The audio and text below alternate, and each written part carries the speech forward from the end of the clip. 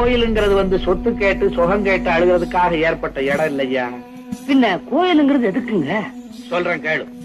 இந்த கெட்டு போன உலகத்துல ஊருக்கு ஊர் ஒரு கோயிலை கட்டி அங்கங்க 40 சதுர அடிய கெடாம வச்சிருந்து இந்த கெட்டு போன கும்பல் எல்லாம் அங்க வந்து நின்னு நாம ஏன் கெட்டோம், அடுத்தவனை ஏன் கெடுத்தோம், இனிமே கெடாம இருக்கிறதுக்கு என்ன வழின்னு சிந்திக்கிறதுக்கு தாயா விட்டு வச்சாங்க.